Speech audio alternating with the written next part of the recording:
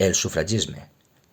El sufragisme femení fa referència al dret a vot i ser elegides per desenvolupar càrrecs públics exercits per les dones, així com la lluita històrica sufragista per el seu reconeixement com dret polític i constitucional, conegut també com sufragisme.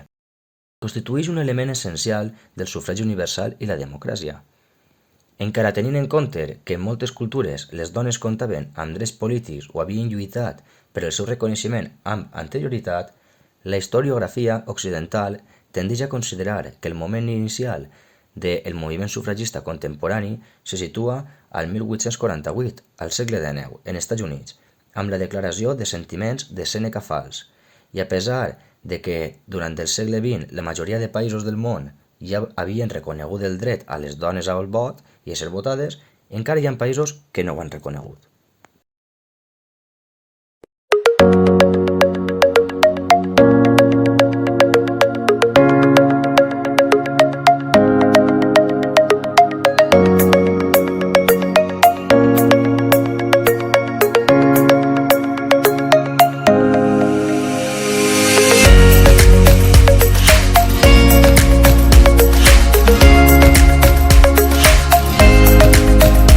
Una vegada explicat el terme de sufragisme, ens centrarem en la seva evolució i origen. Origen als Estats Units i repercussió a Anglaterra. Però qui millor que parlar-ne de l'origen als Estats Units que Blai Ferrero, que es centrarà al segle XIX, on va néixer. Li hem demanat 5 minuts del seu temps i ell, en la seva tarea d'agenda, ens ha pogut concedir aquests. En el cas dels Estats Units, a partir de la dècada de 1840, les dones, especialment les de classe alta i burgeses, busquen en l'àmbit professional més enllà del treball domèstic i no es resignen a ser subjectes de dret. Aquestes foren les impulsores del que avui en dia comencem com a feminisme. Després de la Revolució, en la Constitució de 1776, no es considera les dones com a ciutadanes amb tots els seus drets polítics. I a partir d'aquest moment van aparèixer les primeres associacions de dones intensificant-se a inicis del segle XIX. Aquestes preferien les associacions ja que són més flexibles i permeten la participació de més persones, no com els partits polítics. Les dones es van unir al moviment antiesclavista i en 1837 es va celebrar la primera Convenció Nacional de Societats Femenines en contra de l'esclavitud, on van prohibir la presència d'homes com a mostra de la seva pròpia exclusió de les societats masculines. També es van unir al moviment de temprança que és en contra de l'alcoholisme, lligat especialment als homes i a la violència masclista. L'any 1848 es va tindre una primera reunió a la ciutat de Seneca Falls, encapçalada per Elizabeth Cady Stanton i Lucretia Coffin Mott, on es van estudiar les condicions i drets socials, civils i religiosos de la dona. Fruit d'aquesta reunió és la Declaració de Sentiments de Seneca Falls, firmada per 68 dones i 32 homes, el qual és considerat el primer document col·lectiu del feminisme nord-americà i, per tant, el seu text fundacional. Inspirada en la Declaració d'Independència, formula per primera vegada una filosofia feminista de la història al denunciar els humillaments i maltractaments exercides per l'home sobre la dona. En aquesta declaració es van fer una crida tant a homes com a dones per a portar endavant el seu programa de reivindicacions. En definitiva, el document consta de 12 decisions, de les quals 11 es van decidir per unanimitat, i la que es referia al dret al vot es va ser adoptada per majoria, ja que per a molts era massa radical. A partir de 1848 es van multiplicar les associacions de dones per a la lluita dels drets civils i la ciutadania política i el 1853 es funda el primer periòdic feminista, T1. En definitiva, els esforços aïllats comencen a seguir una mateixa línia organitzada i conscient, utilitzant el terme Woman's Right, drets de la dona, i posteriorment Woman's Suffrage, sufragi femení.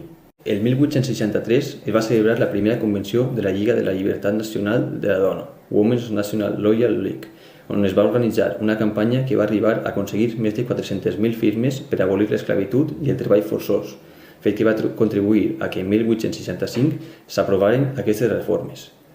Aconseguida l'abolició de l'esclavitud, es va reprendre la qüestió sufragista. Les convencions pels drets de les dones es celebraven anualment a Seneca Falls, a la ciutat, i sols van ser interrompides durant la guerra. Quan en 1866 es van tornar a reunir, ja s'anunciava una nova etapa, on Elizabeth Cady Stanton, Susan Brownwell Anthony i Lucy Stone van ser les protagonistes, ja que fundaren l'Associació Americana per la Igualtat de Drets, American Equal Rights Association, que va desenvolupar una política activa per assegurar la igualtat dels drets a tots els ciutadans americans, especialment el dret al sufragi, independentment de la raça, el color o el sexe. El 1868 es va fer una nova reforma en la que es va permetre votar als homes negres, però no a les dones. Les sufragistes, esperant l'aprovació del sufragi universal, al rebre la notícia es van dividir en dues línies diferents. Per una banda, Susan Anthony i Elizabeth Station, amb l'Associació Nacional Pro Sufragi de la Dona, les quals s'oposaven totalment a aquesta reforma perquè la consideraven incompleta i una traïció a la causa de les dones. Per l'altra banda estava Lucy Stone, que va formar l'Associació Americana Pro Sufragi de la Dona, que acceptava que el sufragi es concebiria de forma escalonada. Al principi, la conquesta del vot femení es plantejava estat per estat. La inclusió del sufragi femení en les votacions d'àmbit local pareix un objectiu més senzill que lluitar contra la Constitució a àmbit federal. Així, l'any 1869, Wyoming es va convertir en el primer territori en incloure el dret de les dones al vot, siguent una curiositat, però també un laboratori o inclús un model. El segon territori va ser Utah, l'any 1870, tot i que el 1888 va ser abolit durant 10 anys. L'Associació Nacional Pro Sufragi de la Dona es defineixen com anticlericals, individualistes, interclassicistes, i la seva radicalitat es manifesta en que no accepten a homes en càrrecs de l'associació. Pretenen introduir arguments per visibilitzar les contradiccions de la legislació. Defensaven els drets de les dones, com la igualtat a l'accés al mercat laboral i el salari, en el règim matrimonial, en l'accés a l'educació i, especialment, el dret al sufragi. Les seues tàctiques es centren en marxes, mítings, conferències i campanyes. Per l'altra banda, l'Associació Americana Pro Sufragi de la Dona es centrava exclusivament en l'aprovació del sufragi femení i considera que aquest moviment ha d'anar pas a pas per no ser rebutjat per la població. Aquesta associació acceptava a homes i defensava les reformes constitucionals anteriors, que les considerava accions prèvies a la implantació del sufragi femení. També van aparèixer altres moviments minoritaris, com la Unió de Dones Cristianes, que defensaven l'ampliació de drets per a les dones i es van comprometre posteriorment en el sufragi femení. Encara que sols en Wyoming i Utah s'ha concedit el vot a les dones, en altres 10 estats es permeten drets parcials de vot, com les eleccions municipals o les formació de consells escolars. A finals del segle XIX i principis del XX, el centre del sufragisme es troba en Nova York i en Washington, i engloben a dones i homes de totes les professions i ideologies.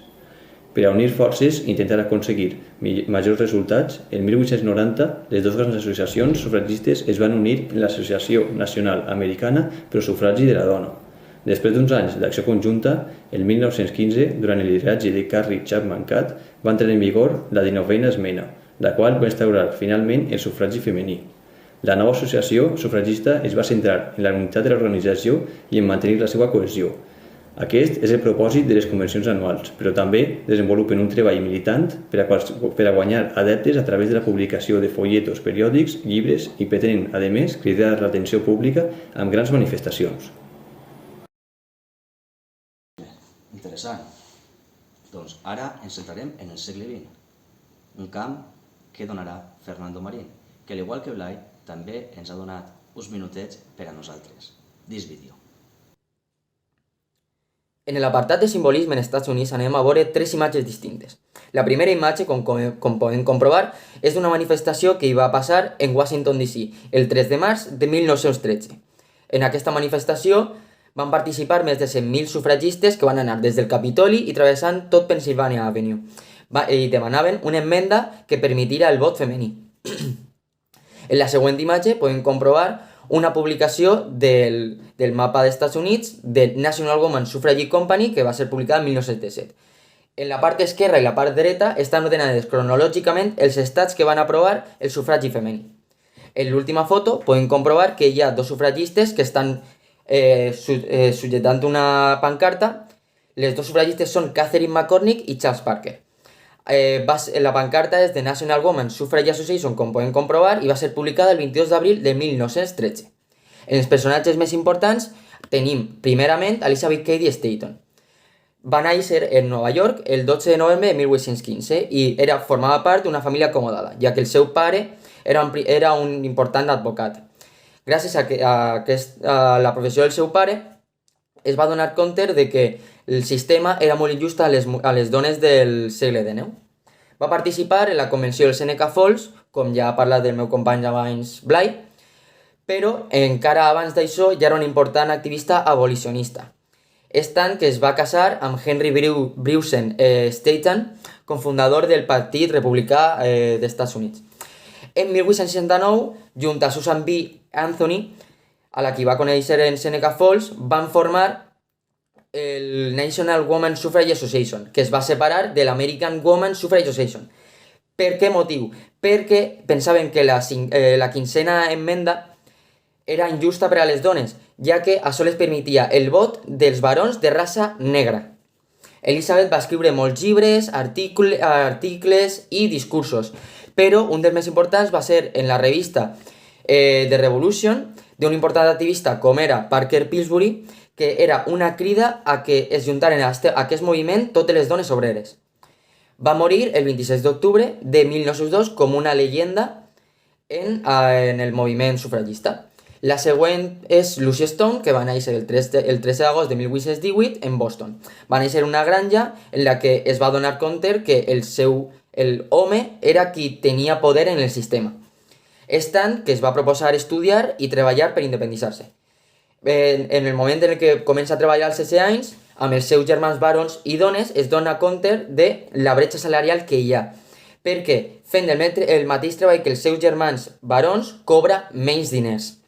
En 1843 es matricula en el Oberlin Collegiate Institute d'Ohio, que va ser la primera universitat que permetia les dones en les aules. I més tard va ser la primera dona de l'estat de Massachusetts que es va llicenciar.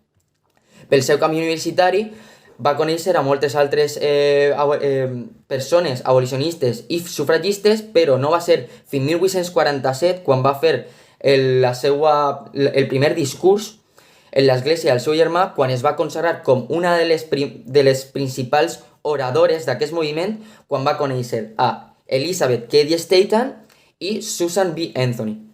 En 1865, va contraure un matrimoni històric, ja que es va casar amb Henry, el seu marit, però no es va posar el nombre de casada, sinó que es va quedar amb el seu nom de soltera. En 1893 va ser la seva última intervenció i quan va morir el 18 d'octubre d'aquest mateix any. I l'últim personatge és Victoria Clayton Godfull. Aquesta dona va néixer en Ohio el 23 de setembre de 1838 en una casa molt pobra amb un pare que era un maltractador i un estafador, durant tota la seva infància es va passar per tot el país viatjant fent de mèdium, fins que va poder escapar del seu pare i es va casar amb un supòs metge que va terminar sent un alcohòlic i un maltratador amb qui va estar casat 11 anys, fins 1864. En 1868 estava de parella amb un home, James Harley Blood, amb qui va inaugurar un saló en el que els més radicals podien entrenar intel·lectualment. Això va ser tan important que van acudir gent com el congressista de Massachusetts i Benjamin Butler, que eren simpatitzants de l'amor lliure com eren Blood i la seva dona, Victoria Godfull. Victoria i la seva germana Tinny van ser mèdiums d'un important magnate del món ferroviari. Tant va ser això que va financiar les seues empreses i van poder inaugurar la primera casa financiera dels Estats Units formada per dones.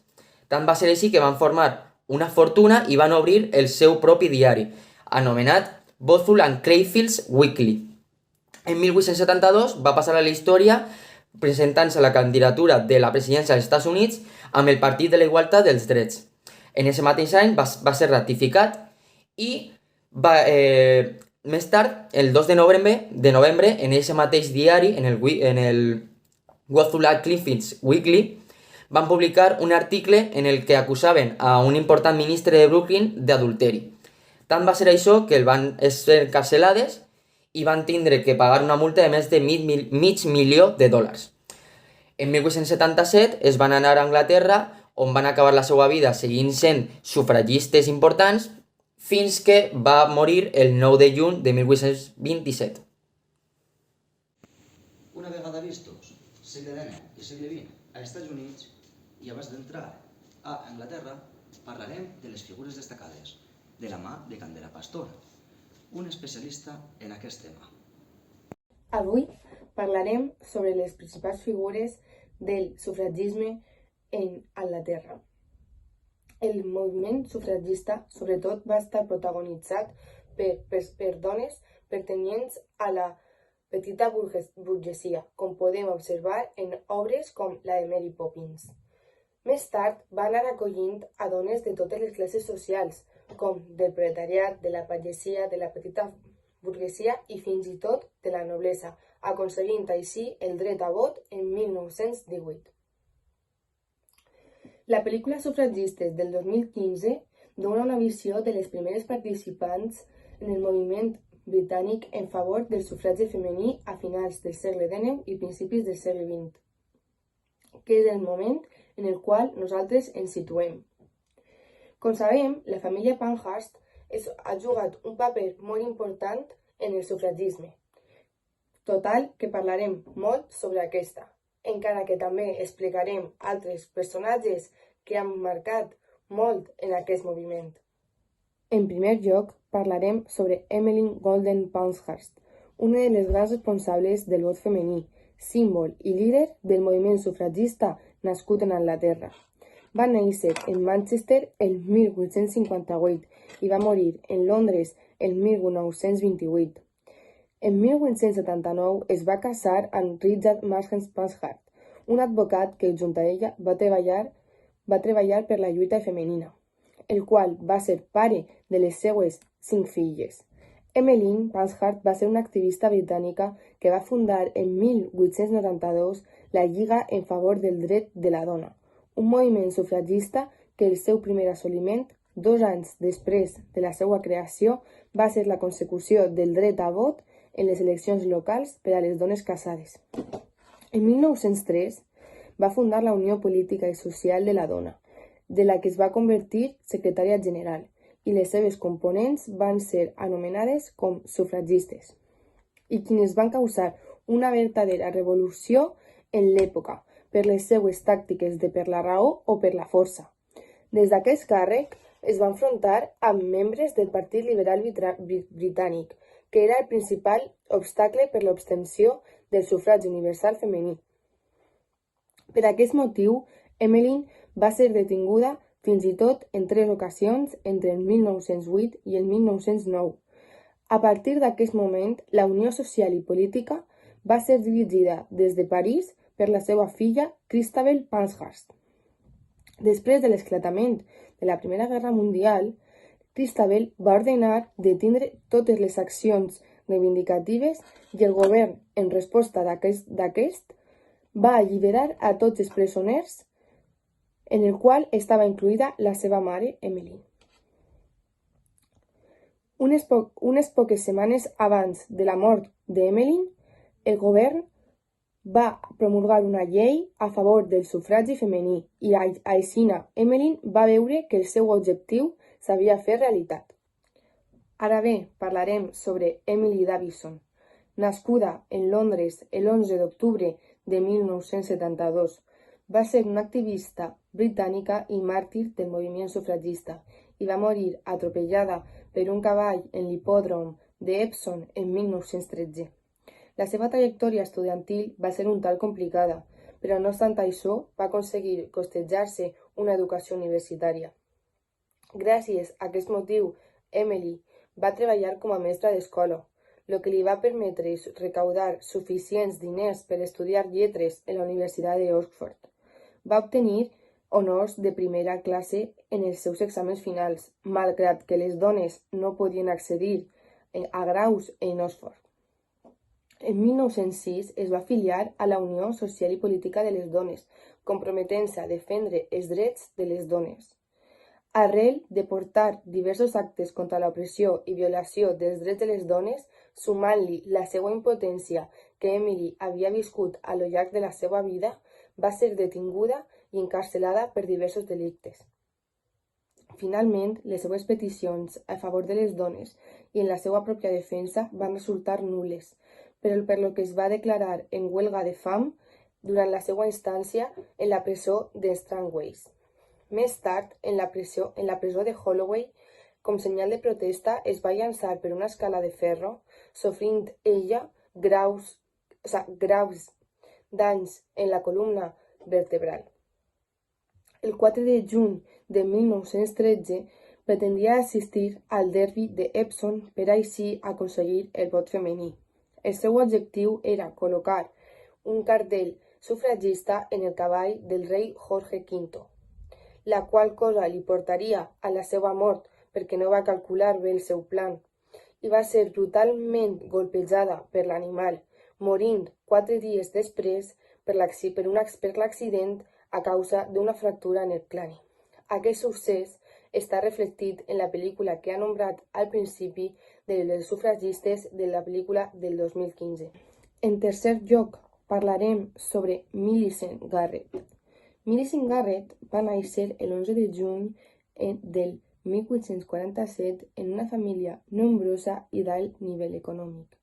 En 1867 es va casar amb Henry Fassett, diputat liberal independent i catedràtic d'Economia Política en la Universitat de Cambridge. Henry era cec, així que Millicent va passar a ser els ulls i les mans del seu marit. Va actuar de lectora ajudant per als seus estudis i escrits, i sempre li va acompanyar en les seues visites al Parlament, llegint i redactant tots els documents, informes oficials i fins i tot discursos. D'aquesta manera, Millicent va presenciar en 1867 el primer debat en el Parlament britànic sobre el sufragi femení. Els primers anys de matrimoni van significar una espècie de curs accelerat en ciències polítiques i econòmiques. Fruit d'aquest procés és la col·lecció d'assajos i lectures sobre les temes socials i polítiques de 1872, una col·lecció de 14 estudis, dels quals 8 són signats per ella mateixa.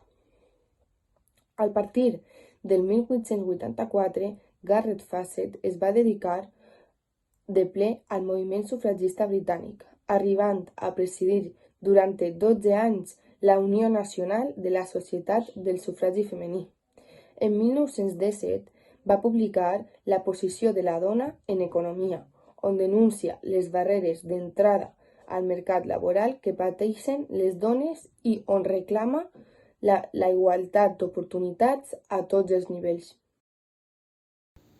Alba Deltell és una especialista al camp del sufragisme a Anglaterra a finals del segle XIX, i qui millor que ella, que ens ha donat 5 minutets del seu temps per poder introduir-nos a aquest meravellós món. Tractar el sufragisme al segle XIX en Anglaterra és una barreja de sensacions contradictòries, perquè si bé es dona l'origen, per una part, el primer pas d'un importantíssim moviment que traurà a l'exterior per fi algo dels seus fruits, al mateix temps i d'altra banda es veu una lluita sense resultats realment rellevants. Al segle XIX, clar està. Però abans d'entrar en matèria, no podem entendre els inicis del sufragisme sense el seu precedent, les revolucions liberals. I és que aquestes revolucions canvien el llenguatge polític, incorporen nous conceptes que responen a la definició d'una nova societat política, composta per individus lliures, iguals i subjectes de drets. Però aquesta nova societat política de la que parlem i que començava estableix també noves distincions de classe o ètnia.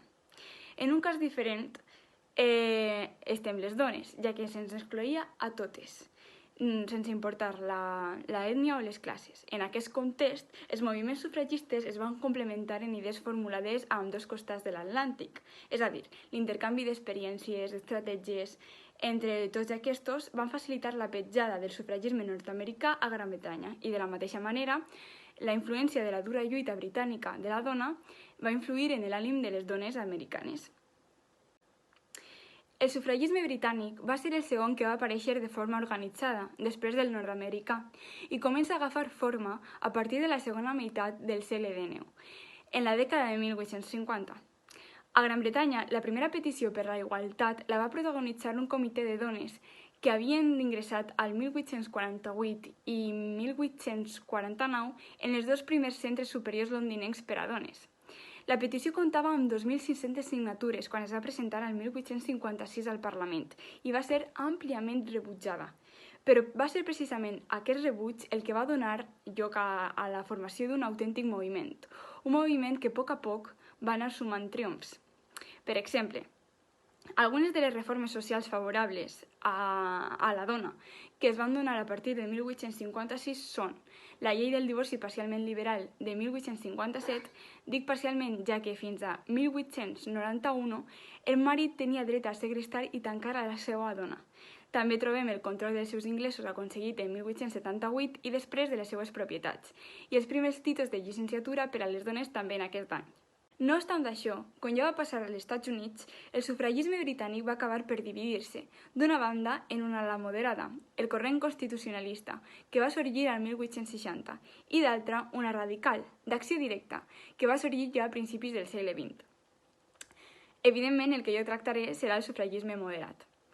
Aquest tipus de sufragisme el que va pretendre és aconseguir el sufragi femení mitjançant reformes legislatives i, diguem, dins del marc de la llei. I és que, per iniciativa, sobretot de les dones moderades, al 1866, any en el que comença formalment el sufragisme a la Gran Bretanya, es va elevar al Parlament una petició a favor del sufragi femení, amb 449 signatures de dones i presentada a la Cambra dels Comuns per Joan de Stuart de Mill i Henry Fawcett.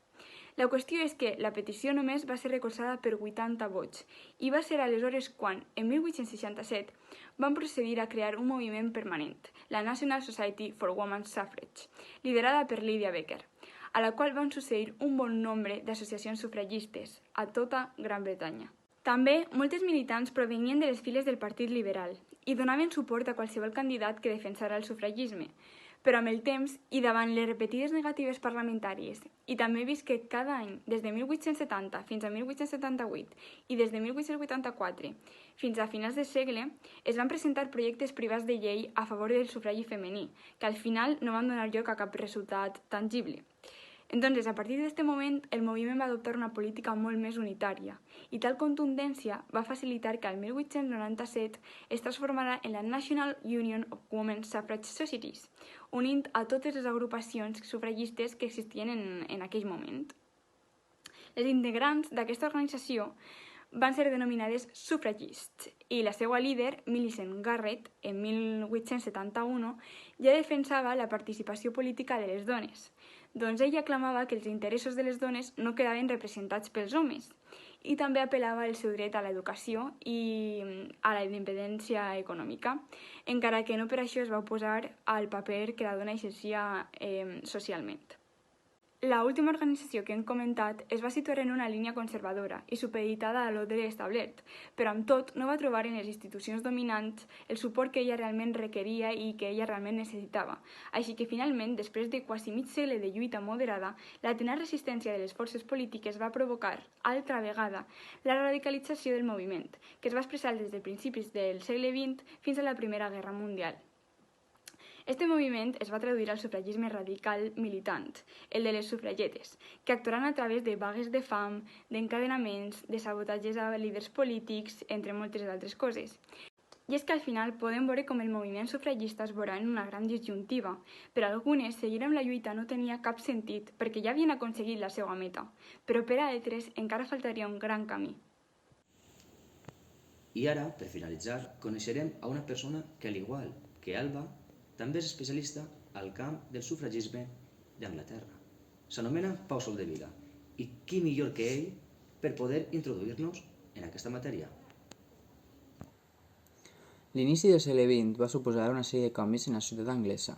La mort de la reina Victòria l'any 1901 va finalitzar l'època victoriana i va iniciar un període amb una major demanda de drets i llibertats, a més de tenir discursos contraris a l'imperialisme. Però la societat de classes del segle XIX no havia canviat. I la situació de la dona seguia sent la mateixa. Es concebia com una subordinada a l'home per a tenir fills i cuidar de la casa. A aquest context, el moviment sufragista va guanyar més seguidors que mai, reclamant-ne la major llibertat de la dona. Dos organitzacions principals van caracteritzar el sufragisme del segle XX a Anglaterra. Per una banda tenim la NUWSS, la Unió nacional d'associacions feministes sufragistes, fundada en 1897 i dirigida per Millicent Garrett Fawcett. Estava formada per anteriors associacions sufragistes del segle XIX, sobretot per aquelles pertanyents a les classes mitjanes i altes. Era una organització de caràcter burguès, la qual teòricament no tenia cap vinculació política, però en la pràctica tenia àmplies relacions amb el Partit Laboral. Empraven tàctiques constitucionals no violentes, com recolles de firmes, mites per carrer, l'ús de propaganda i cartells, així com reunions i manifestacions multitudinàries a llocs públics, a diferència del sufragisme anterior que sobretot havia tingut llocs a espais interiors.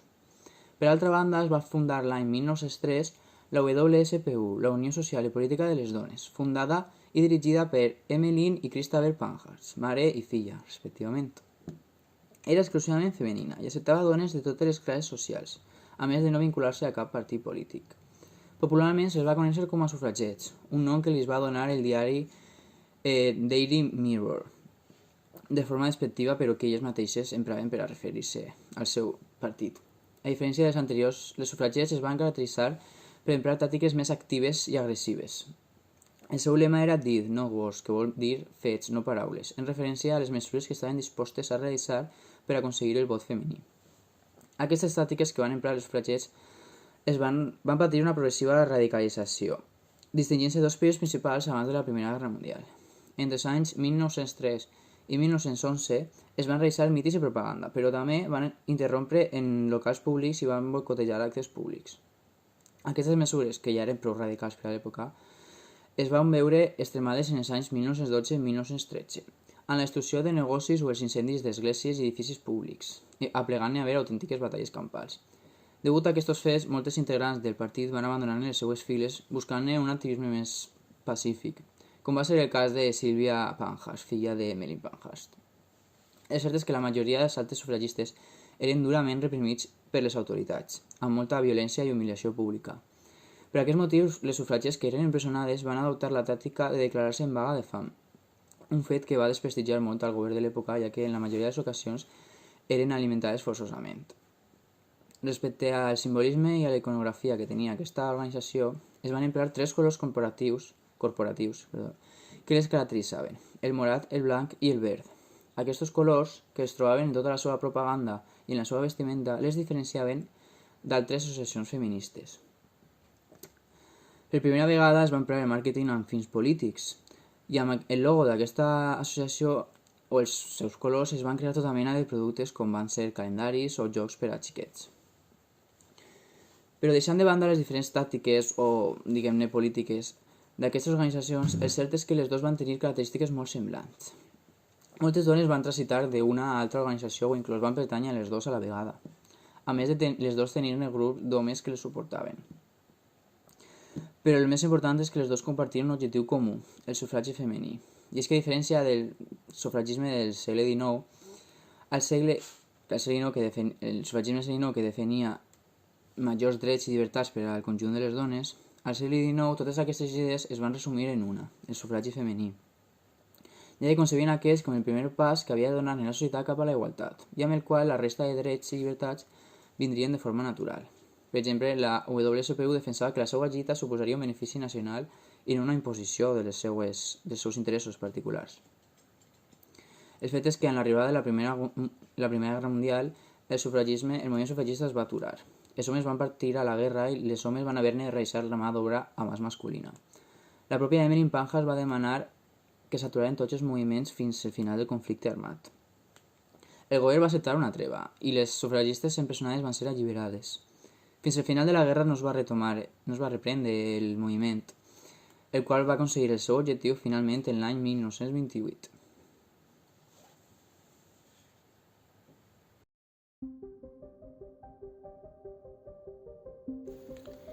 I per acabar amb la intervenció, cal dir que ambdues compleixen diferències i semblances, com bé pot ser que van existir dues organitzacions sufragistes principals, sent una més moderada i altra més radical en ambdós països.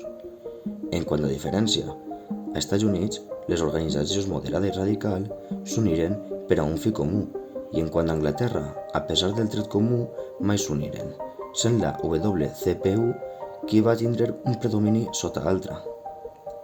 Altra dada curiosa fou que als Estats Units, al 1904, la International Women's Suffrage Alliance acollia afiliades d'Anglaterra.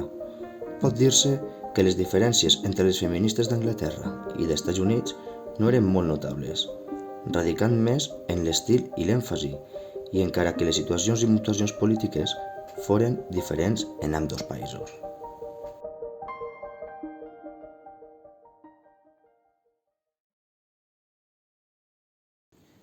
Interessant el món del sufragisme, veritat? Doncs fins així va plegat hasta avui. Espero que us hagi agradat i que seguiu compartint més històries. Moltes gràcies per la vostra atenció.